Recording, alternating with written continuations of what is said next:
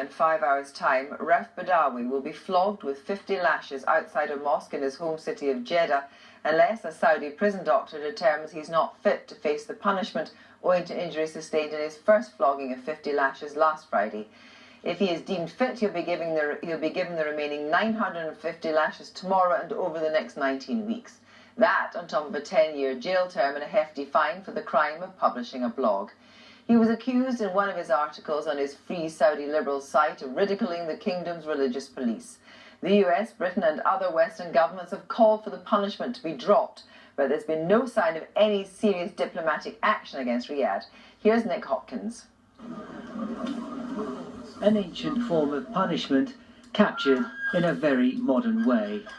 Raif Badawi's apparent flogging, filmed on a smartphone. His guards whipped him in public, but told onlookers to put their phones away.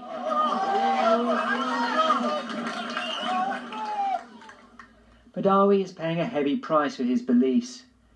Editor of the secular Free Saudi Liberals website, he was accused of insulting Islam. His punishment? 10 years jail and 1,000 lashes over 20 weeks. He'll get 50 more tomorrow. The footage of him being flogged is all his wife and 3 children have seen of him in 2 years. I cannot fully explain the amount of suffering we're going through. Every child needs his father, and every wife needs her husband.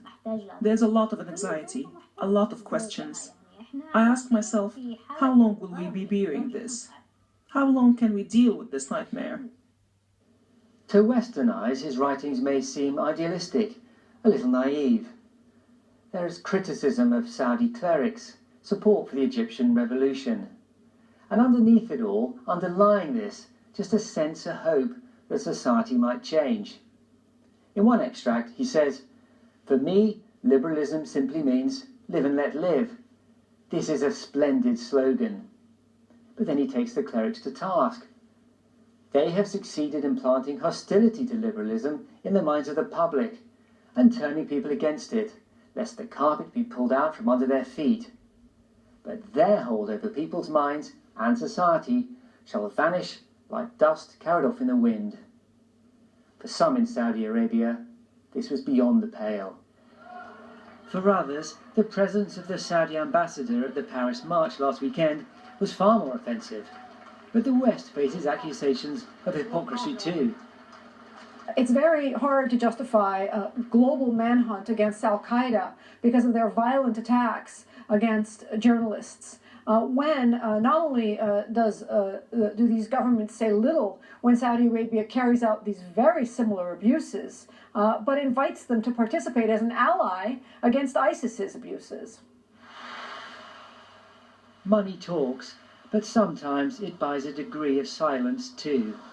British arms firms rely on Saudi's billions, so ministers have to be pragmatic.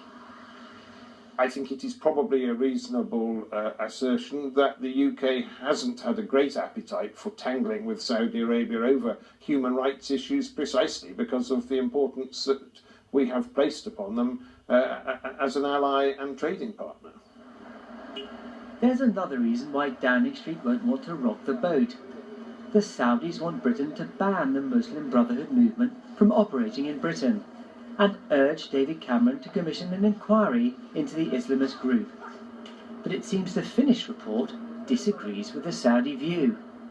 The report has been knocking around Whitehall for about 7 months now, while officials decide how best to break the news to Riyadh. Downing Street came up with an idea. They thought they should slip out the report just before Christmas in the hope that nobody would notice. But the Foreign Office was furious. Diplomats said you simply cannot deal with this subject in that way. And now nobody in Westminster knows quite what to do with it. Ensaf Haidar is now exiled in Canada. She's desperate to see her husband. Raif is a very peaceful and very respectable man in everything he says and writes. There is nothing to prove that he has insulted religion or attacked the government in any way. Why should he take such penalty that he surely does not deserve? All I can say is that I hope he will get his freedom soon. That's unlikely. The hard reality is that Saudi Arabia doesn't like criticism from any quarter, and has no reason to listen to it either. Nick Hopkins.